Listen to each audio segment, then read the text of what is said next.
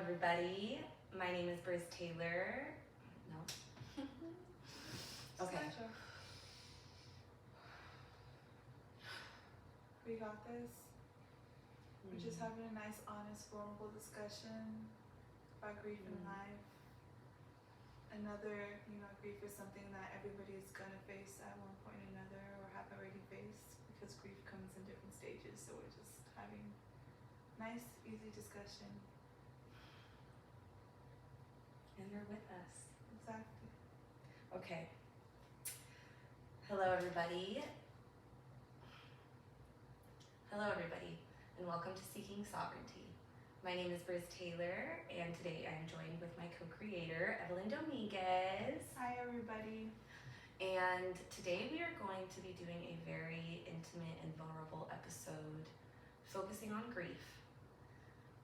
And kind of what we have been experiencing and witnessing in our process of looking at things from a spiritual standpoint and growing and on our healing process. So let's begin.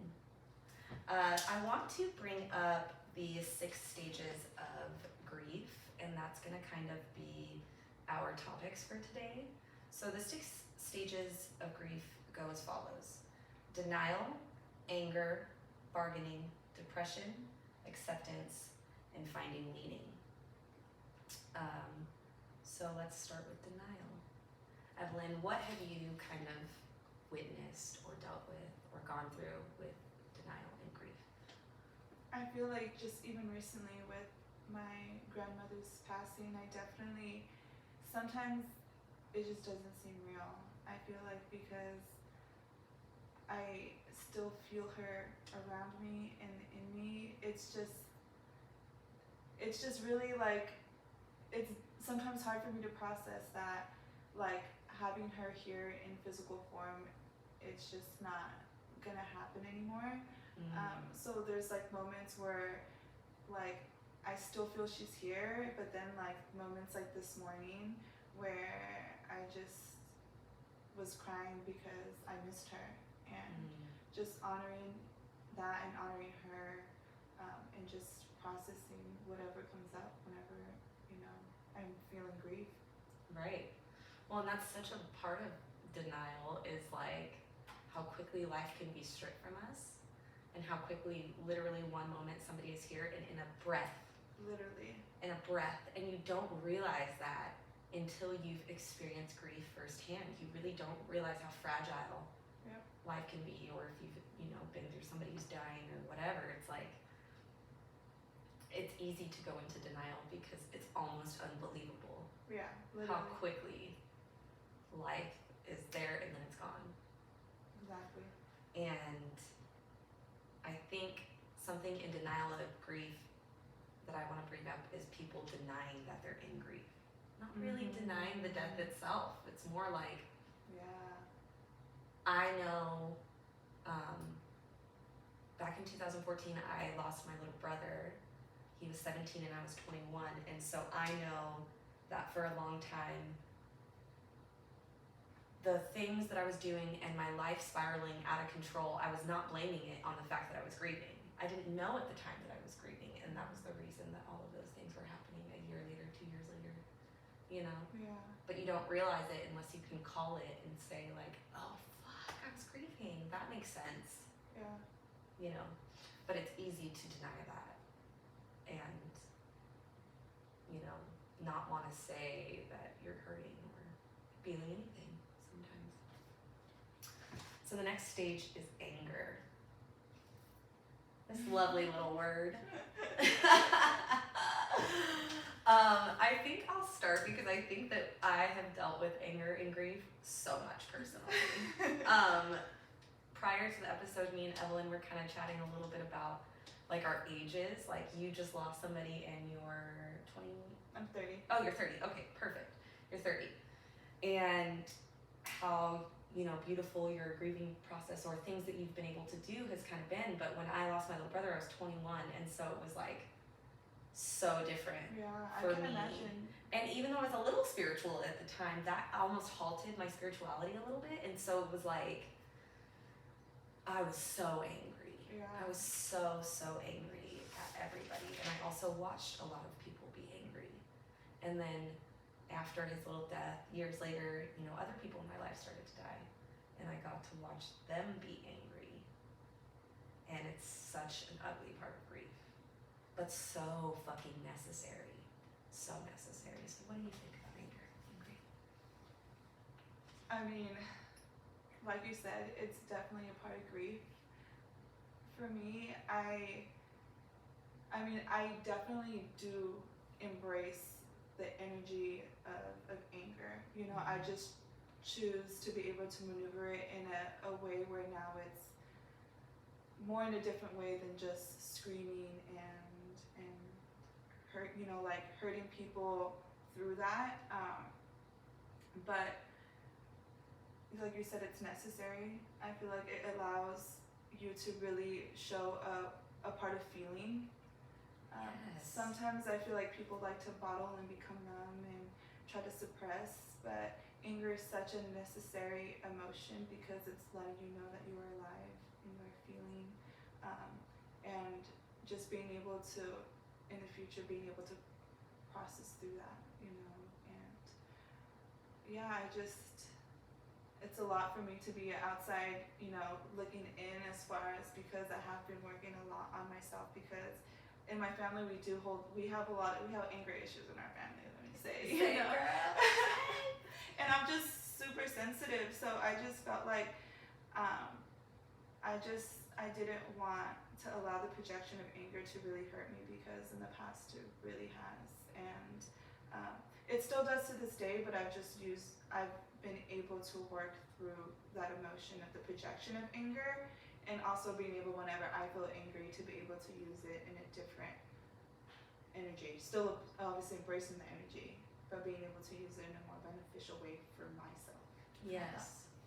Well, it's important to feel anger too. Yeah. I think, I don't know why anybody decided that suppressing anger was the best route. That's like the that's like the opposite, right? You should have feelings. Yes.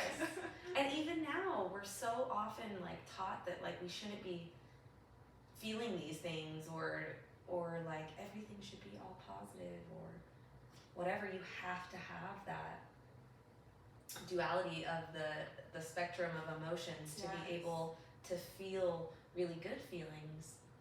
I think sitting with your anger when it's happening though is so hard. Yeah. Like for me, even now to this day, my anger outbursts that happen, they still happen, and then it's quicker every time that I'm noticing that it's happening. That's the best that I can offer for myself, is like working quicker each time to kind of sit with myself rather than actually outbursting. But for sure, you know, I mean, you're human. Yeah. Sometimes, I feel like there's certain people where I'm very easier to get angry, and like I'm able to cop some attitude back. You know, I definitely am peace and love, but also if I feel like there's times where I need to also stand up for myself, it's definitely doing that. But also it's like remembering, because sometimes I'll project and then my energy is just completely off after that, and it's just like, okay, how can I use that energy in a more efficient way, still feeling it and honoring it obviously, but being able to like really dig down, understand what the root of the anger is coming from and why. I know, it's so easier said than done. Girl. But it's a practice. I think that definitely. It's a practice to like be happy. Yeah. Just as much as it's a practice to like honor your feelings when you're feeling anxious and depressed and whatever, anger, I think it's important. So I want to move on to the next stage, which is bargaining, which I think is a really interesting concept. So bargaining is when somebody like passes and you're like almost bargaining with God, like, why wasn't it me? Well, if I could have done this differently,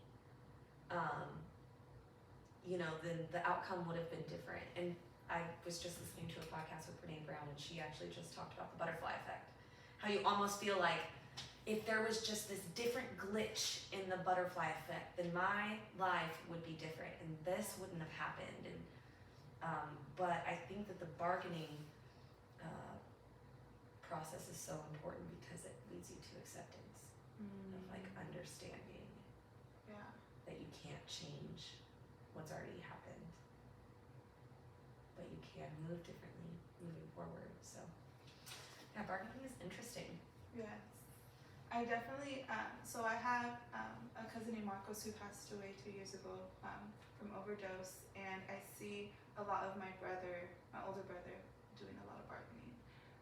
I just recently had a conversation with him like about a week ago, and in that conversation is still like, I should have brought him over here because it's in Colorado, I should have brought him over, like, I know he was going through things, I should have just flew him out, like, and just wishing things could be differently.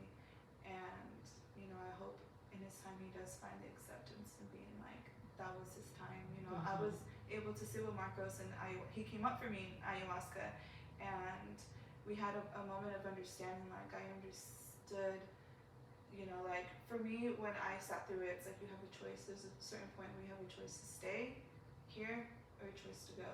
And I understood his choice of going because he felt like his job here was done, you know, and that's just what it is, you know, and just accepting that and just wishing them well on the next journey. You know? Right. Well, and we don't know what their soul like kind of signed up for, you know, and that's what we know now, or at least for me, I can't speak for you, but for me, it's like now I know that now about souls and you know, soul contracts and how, you know, we sign our own destiny, you know, and we're all our own person. Yeah. People are apart from us. So those are like big realizations. But I watched my brother, and I did a lot of bargaining when my little brother passed too. It's really hard being the older sibling, I think. You know, like me and my older brother were both kind of in this position of like, I was 21, he was 24. And so we both were like, even us have lived so much more life than him. Yeah. Why was it him? But you do kind of have to come to this realization of like, okay, but I'm still here. I'm gonna choose to let him live with me now, just like your grandmother, like, you know, where you have to like choose to let them sit with you. Yeah. And you have to set them free too, you know, you have to let them fly. Yes. I know. I think about that often, about just death in general, and that's a whole nother episode. We should not be going into what we think about the afterlife. Oh man. Yeah. I think that bargaining is just a part of the process, that I think that if anybody's gone through grief, I'm sure you've kind of struggled with that, kind of, what could I have done differently to have a different outcome? And then the next stage comes, which is depression, which I think looks different for everyone, and depression is so hard because it's different for everybody. It really, really is. And I think everybody's definition of depression is different. But what do you think about depression? We were having a discussion earlier, and I was letting you know that it was just kind of interesting because I felt like I was already in grief before my grandma's passing, and like it was slightly like a depression, like and I was just allowing myself to sit with it because I wanted to, you know, like really see where it was coming from. I've done all this work, and you know, things come in cycles, so I was trying to like be like, okay, what am I doing right now that's causing this depression right now, and this mourning and this grief?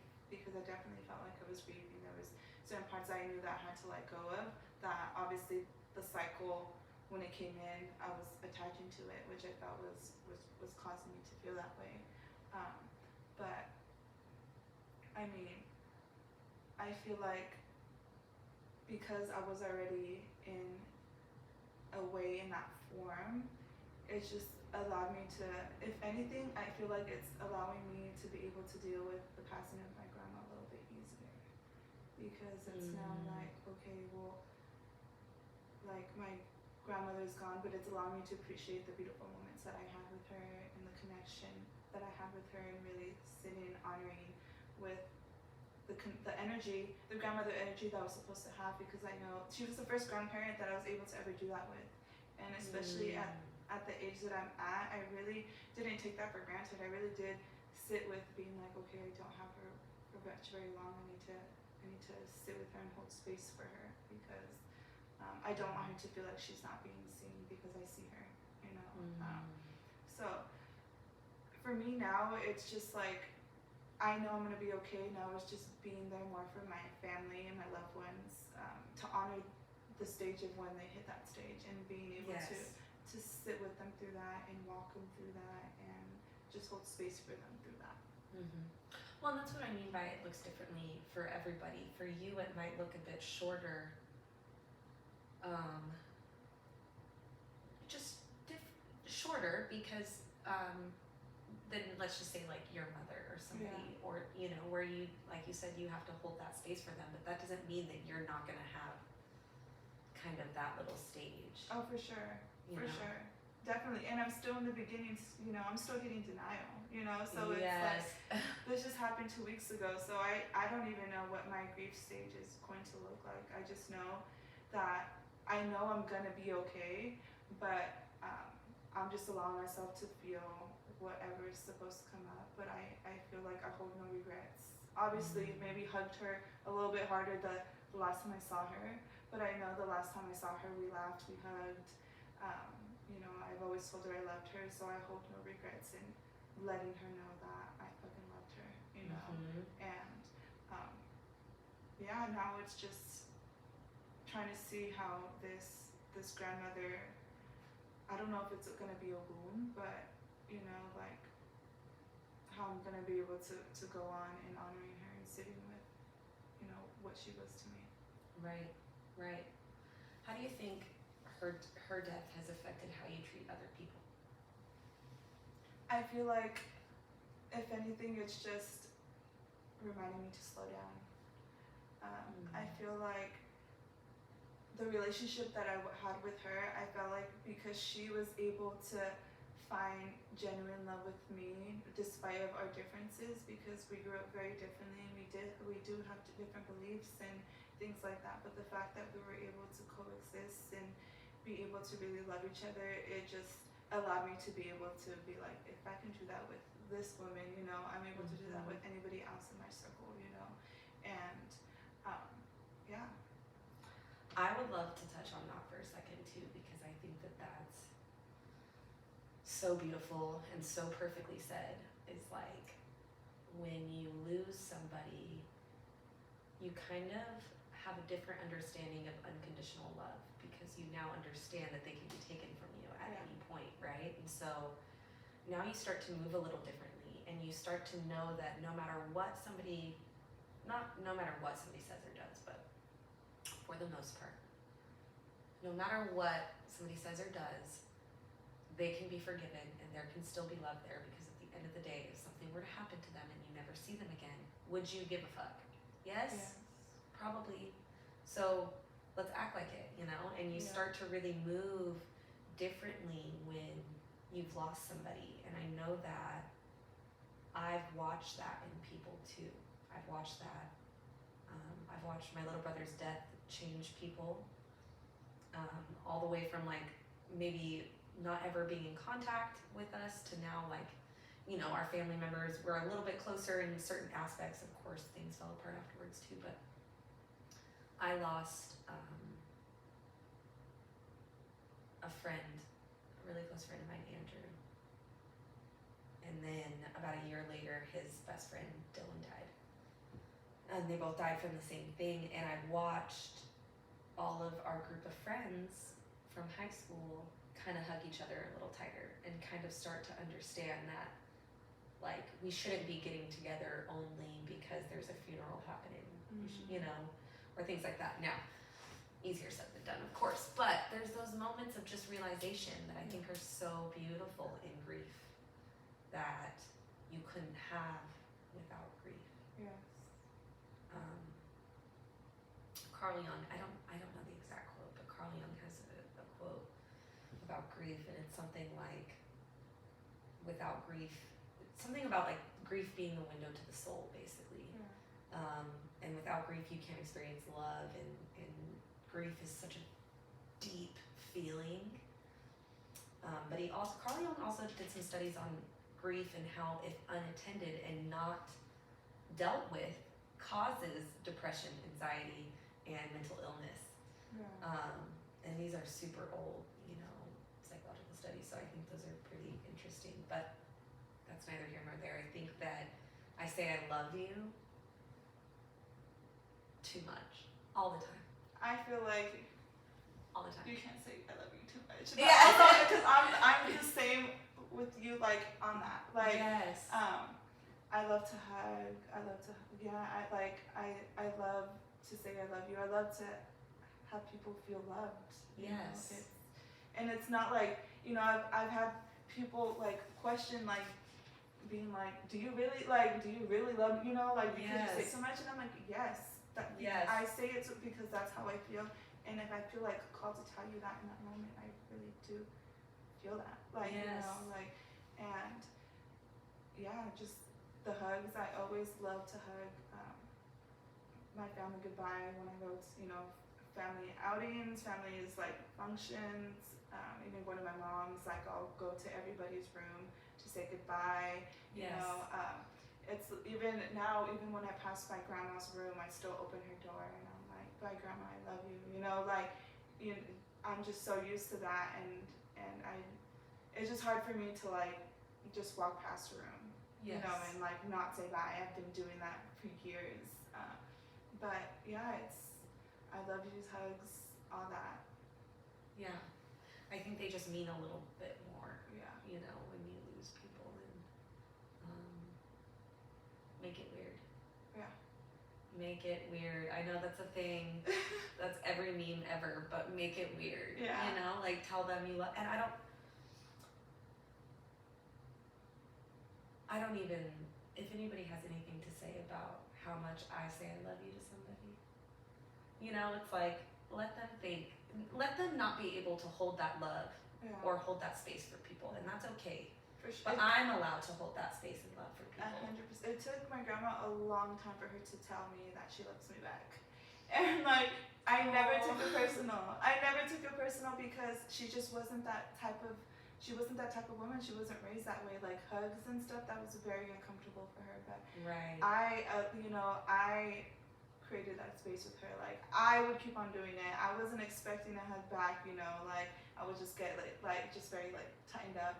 Didn't take it personal because I knew that I wanted to do that for her. And eventually she started hugging me back. And eventually she was able to say I love you too, and things like that. And it was really, really nice to be able to have that with her, like soften that shell yeah, a little bit. Like there's some love. I knew there was love in there, and I knew that just her tough love was just a shield, and that didn't stop me. Yeah. And it's just a product of people's environment. Exactly. And maybe she wanted to be a lover, and she just never had somebody exactly allow her to do that. For sure. You did. Yeah. That's why I'm very appreciative, and I feel like, again, I hold no regrets. I was able to do a lot of things with her that was healing for both of us. Like I really wanted the grandmother relationship that I didn't have growing up, and I was able to show her how to love in a different way. So. That's so beautiful. Thank you for sharing that. I love that. I'm like, you're such a good granddaughter. I try. It's the journey work, Like yes. I'm just so appreciative of the journey work of healing, to be able to like disconnect and reconnect and really be able to see people, really be able to let go of past resent or carrying things that didn't even belong to you, that, you know, just allowed blurred visions, you know, and being able to just sit in a space where I'm like, okay, I'm here, you're here now, let me just sit here with you, you know, so. Yeah, that's such a special way of looking at things, but that's also, It wasn't always like that. yes, you know? yes, Definitely that's, wasn't. I want to like almost keep touching on that a little bit, because how blessed are you in a way to be able to experience this now in your life versus at a time that maybe you would have been more, your eyes would have been more shut, and you would have been 100%. reacting the same way, like your anger would have been felt differently, your depression would have been overcoming, you know, would have taken you over. Exactly. So what a beautiful blessing it is to you in your life that you've been able to hold that space for her. Thank you. I'm very appreciative of that too. Like I definitely feel like my angels were preparing me for all that. Absolutely. Isn't it weird how you can look back now and you're like, oh man, I was kind of preparing in this weird way. Yeah, it's so weird. So weird. And then how I was telling you, I got sick the day after her passing. Like I really felt like I was purging. Like yes. just tell purging that story everything. a little bit. So so a day after my grandma's passing, so she ended up having a stroke Friday morning, and she was unconscious till Sunday morning. Sunday morning is when she passed. Saturday was when they pulled the life support machine off, and they predicted that 30 minutes after they took her off, she was gonna pass, but she stayed on till 7 the next morning, which is totally like my grandma. Like, and just the next day, I caught some type of stomach bug, and I was sick literally for a week. Like I couldn't eat. Even like if I didn't eat, I would just have to I was just purging. I'd just be going to the bathroom just for no reason, and it was just it was a lot the first week, because it was just like I was mourning her, but then like my body was like mourning her in a way, and it was just releasing everything that she had to let go of. I felt like it was releasing through my body, and like just releasing not only her but just like my family, everything that they were releasing through her passing was just going through me. Like I felt like I was just being that vessel, and it was a little draining, but also it was in a way where I felt like if it was anybody, I was glad it was me doing that. And I feel better now. You know, I definitely sat with, okay, why did this specifically happen in this very, like, right, you know, and it's not by accident. Yeah, exactly. Nothing by accident. Exactly. So it was just like, okay, like the meaning behind that, and again, still continuing to embrace the processes of grief. I'm a very like sensitive person, so it's just making sure that I'm allowing myself to feel whatever is supposed to come up. And I'm trying to, like, for the most part, like I haven't really drank or done anything, because I'm trying to like really try to do this really raw. Yes. You know, and things like that. So, you know, I'm just trying to see what's gonna happen next. Yes. I was not sober for Andrew's passing, but I was sober for Dylan's passing. And it is interesting, the difference, you know. Or was I sober for Dylan's passing? I don't know. I don't remember.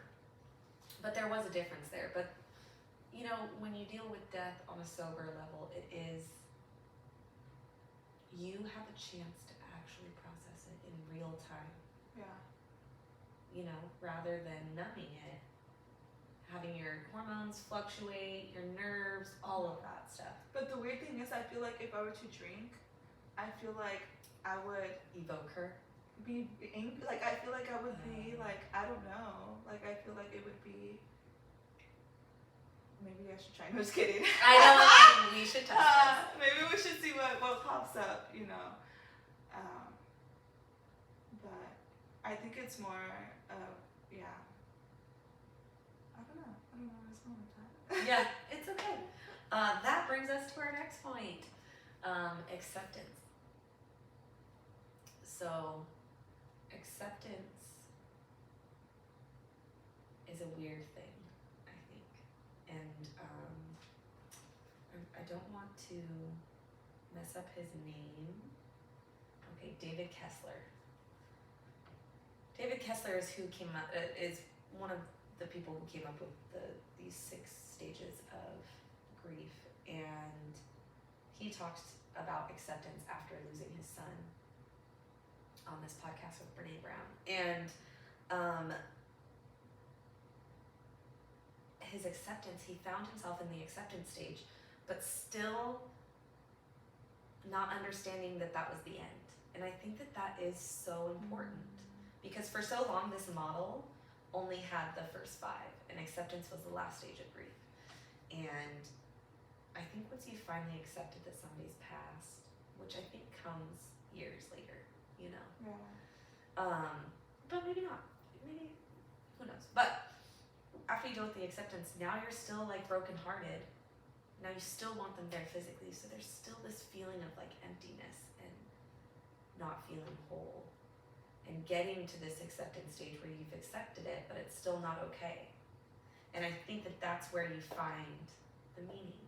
And I think that that's what's so beautiful about this, because I know that I found my meaning, you know, when my little brother passed, and that was to let him live through me. And that took years. And I would say I'm only proud of him walking with me, alongside me, since I've gotten sober, you know. So those years, there was 6 years there of me grieving heavily, you know, and in the midst of alcoholism, and still wanting him to live vicariously through me and trying to deal with it. So I think finding the meaning and understanding that,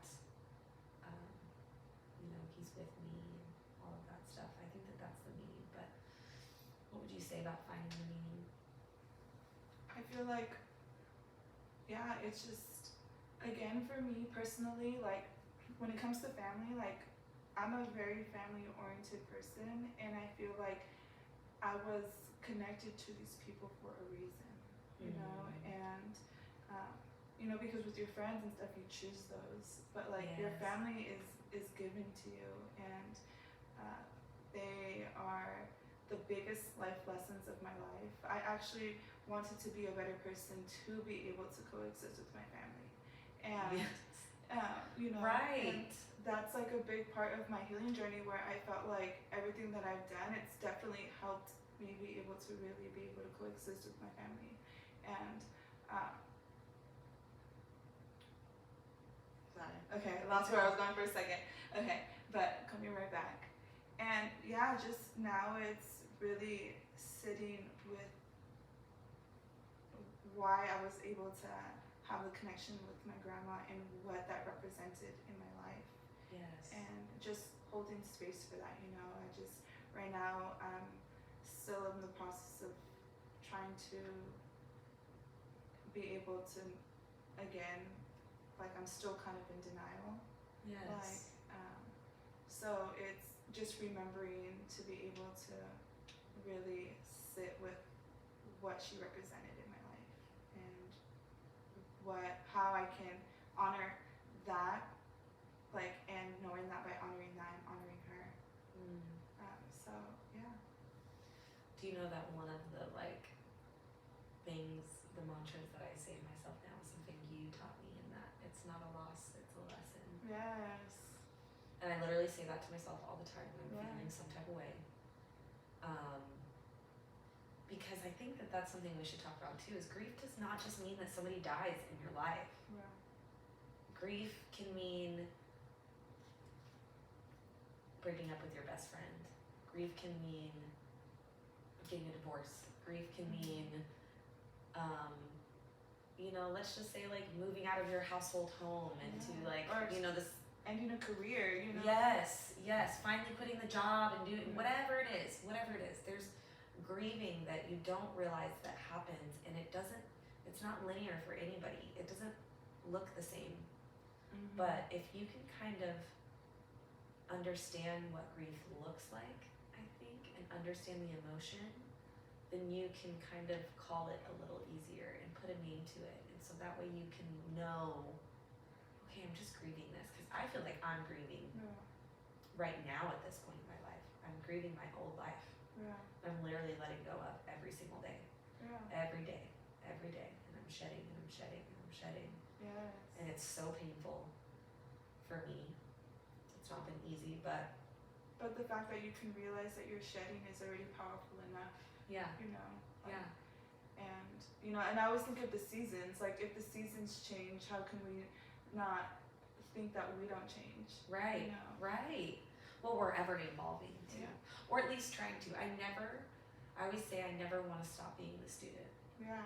You know, Agreed. like, I always, as much as I want to teach and help people and everything, it's like I don't ever want to say that I'm like done evolving. 100%. And I always say to any human being, I am not healed, I'm healing. I am not healed, I'm healing. And that will be until the day that I die. 100% Because agree. I don't ever want to look back and be like, oh, there's nothing I can work on, I'm perfect. Although I say I'm perfect all the time. That's just also a mantra I tell myself to become more perfect. But yeah, it's kind of that same finding like the meaning and the grief of letting go and processing everything. And I don't know where I was going with that either. So now I lost my train of thought. But you get to pick up the but the act of letting go, I think sometimes it's scary because it's letting go of sometimes things that it's all you've ever known. And then the act of not knowing is also what can be so terrifying to people. Yes. But just having faith that whatever is for you is going to come to you, but just not allowing yourself to block your own blessings because you're freaked out about not knowing what's next. You know? Yes. Well, I think blocking blessings can happen so easily when you're blinded by depression and anger and or even like the woe is me, like the victim mentality. Like, yo, we actually created the life that we are having. You know, yes, I don't think anything is by coincidence, even the bad things. I 100% agree. You know, it's your perception of it though. So like, this happens to me quite often now. I think almost to test how far I've come, but like, weird shit happens to me. I walk out of my house, I left my keys inside the house. You know, and whereas before that would have like ruined my day, now it's like, okay, what is the universe trying to warn me about now? Because now the universe is trying to warn me before I even leave the house that I'm about to have a day ahead of me. So what kind of day am I preparing myself for? And I shit you not, every day, every time something like that happens, where it's like right when I'm leaving my house, like things pop off, and it's almost like the universe warning me, like, hey, just a little warning, you know. But I could have never seen that as a blessing prior to that, you know, or even like running late for work and you're hitting all the red lights, and instead of thinking about hitting all the red lights, I'm like, well, thank God I'm not gonna get into an accident. That could have happened had I gone one light faster. You know. So it is about perception, but yeah, I think that's beautiful. And I love like being able to realize those stepping stones of being like, dang, there would have been a point in time that I would have reacted completely different. Yes, you know? yes. Even in this like grieving stage that I'm feeling like I'm going through now, I think that my biggest issue right now is not knowing how to ask for help or what I need from people. Yeah. So if somebody says, "Are you okay?" I'm just gonna say yes, because I don't know. I don't even know how to like verbalize to you, like what I can need or what I can want. And I think that anybody in the grieving stage can probably like attest to that, where it's like you just don't know sometimes how to like say it. Or sometimes you just don't know. Like sometimes I really don't know how I'm feeling, because sometimes I'm okay. Sometimes I'm just like feel like but sometimes I don't feel like whenever I feel like crying, I don't feel like it's a burden. Like I'm just allowing myself to be like, okay, I I feel this coming, alright, hold on, let me just hold space for this, let me just, okay, and then, you know, allow myself to maneuver through it and being like, okay, that was a good cry, like, I know. you know, like, because there was a point in time where I couldn't cry, you know, Yes. like, so And then it comes out in weird times and exactly. So now I'm like, okay, if grief is what's allowing me to like really be able to channel in this emotion, and like I'm just gonna ride the wave of it and allow myself to feel what I'm supposed to feel. yeah. Well, and I think that I can see it in you probably the same, like I'm mirroring what I see in that the people that we are now and the way that we're walking in our life, I feel like I can genuinely say like, I'm okay. Yeah. I'm just going through a little something, Mm-hmm. you know? Yeah. Because of the healing journey that we're taking to work on ourselves and to be self-reflective and to understand our universe and the way that the laws work. Yeah. And I can see that in you too, where it's like, this could have been so like terrifying. Exactly, you know. In a different stage, but because you're in this, it's like, you know, you'll go through the waves of just everything, like you said, you know, you're gonna cry maybe every day. Yeah. For a while, you know, but it also is such a beautiful thing to cry. Yeah. And I always say that we can connect to dead people through water. Not dead people, loved ones, whatever, you know, energies, yeah. like, you know, and so I think Yeah. that's why when we cry, it feels like we can almost connect to that energy, or at least that's, you know, honestly, how I feel.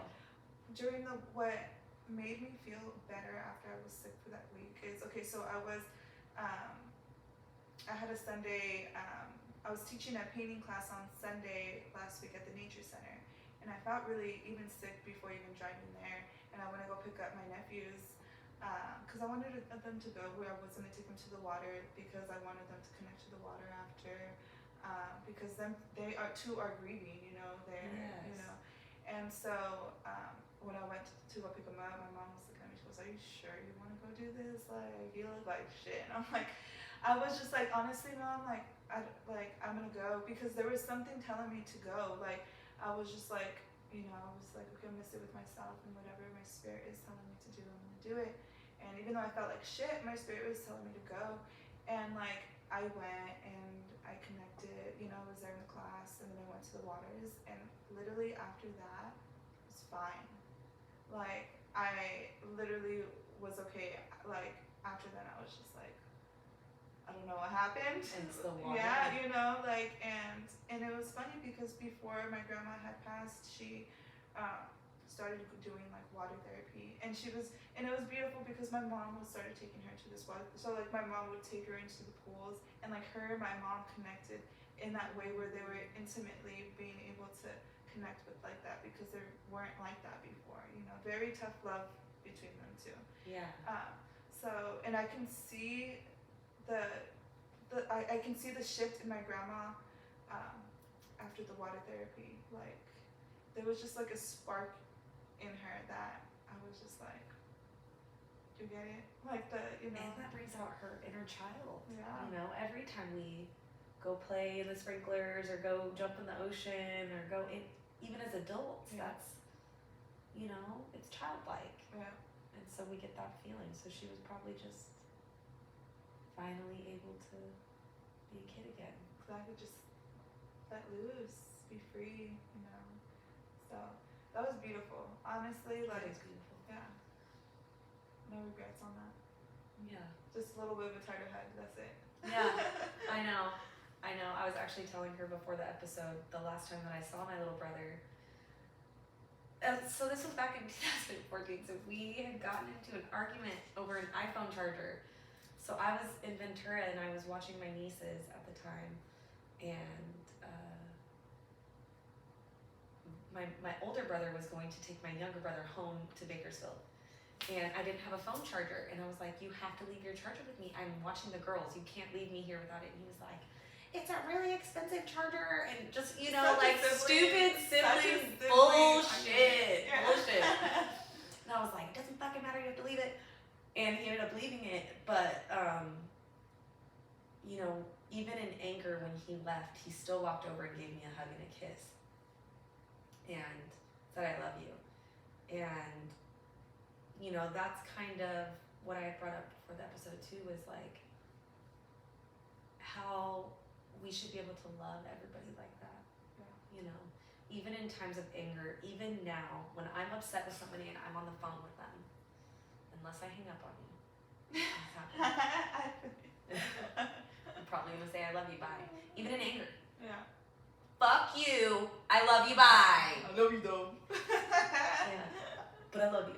But like, you know, and I think that it was such a beautiful thing about my little brother, in general. It was just, he was like the most loving human being ever. But he gave that gift to me so that I could find meaning in that gift to change the way that I move every day. It literally changed me. You know, just that little, obviously when it happened I didn't know, but when he passed away, that was the first thing in my mind, was like the last time I saw him. So it's one of those things that is like so beautiful that we can carry on and we can find meaning if we try. Yeah. Or we can allow it to swallow us up and not move forward, because that's sometimes easier, which sucks. You know, it's like almost easier to not do self-work. It's almost easier to not pay attention to the 6 stages of grief. Yeah. And how to work around them. Right, and just continue on, you know, make yourself busy again. Yeah, you know? or drunk. Yeah, exactly, you know? So. Which is real, and I say that only because it's so real. Like, you literally just numb yourself. Yeah. It's not like I'm just like throwing that around. That's what everybody does. Yeah. And I wish that was different. But I do want to read a quote by Brene really quick. Brene says that to have courage is to tell the story of who you are with your whole heart. When grief is a part of your story, it needs to be held to be healed. We cannot heal what has not been processed, and it takes time to move through the pain of loss and grief. We don't do ourselves any favor when we rush or simply try to skip over the process of grieving. Even when it is scary, we must follow our hearts and honor our grief. Allow our hearts to heal the way they truly want to. Grief teaches us the power of our love and our resilience. When we practice courage, we lean into showing the world our whole self, wounds and all. Love that. I love that too. I think resilience is a beautiful quality to have. And resilience is a hard quality to own though. Yeah. You know, being resilient. I always say like God can only give you what you can handle. And I fucking hate that saying. I hate that saying. That's the worst thing ever, you know? Oh, so you're gonna tell me that I have to carry these burdens at this weight because I can. And but it feels special to break generational wounds and traumas and not allow this to become us and to be better models. That's what I wanted to tell you earlier too when you were talking about your family, is like you get the chance to honor and model grief differently so that the people around you can mirror that. Yeah. And the only thing that we can do is walk in that truth and walk in that like knowing, so that maybe somebody one time will be like, oh, I'm gonna try it that way. Yeah. Maybe if I just do it that way too, you know? Yeah. And it's just like, just keeping, you know, like finding just what sparks you, you know, like, and for me, like me and my family are very different. And my, you know, like my intentions for what I do is never to like have them like want to do what I do. I just want them to find something that just keeps their light lit, like, and it can look in different forms, you know, and that's just what I want for them, because I know I found what keeps my light lit, you know, and makes it spark and things like that, you know, and I just want to mirror that for them, to be like, just find what makes you happy, you know, and just follow that. Yes. And because then when, you know, like life gets hard because you're just so like embedded in that, it's not going to affect you as much, you know, like you're able to move forward and, you know, go on. That's beautiful. Yeah.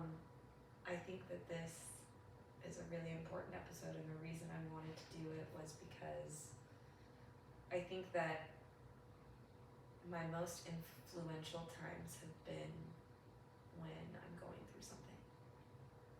You know, when I'm ready to be vulnerable about something I'm going through is when I've had any sort of influence on myself and the people around me. So, you know, watching your journey with your grandma, I was kind of like, I really want to give Ev this time and space to honor that, talk about it, so that, you know, hopefully your family can even hear this and have some healing from it too. Thank you, I appreciate that. And I love my family, and I love my friends, and I love my grandma. Like, again, I'm just so appreciative, because I just know that, like, I really didn't take. I feel like I really didn't take her for granted. Like, I felt like she was.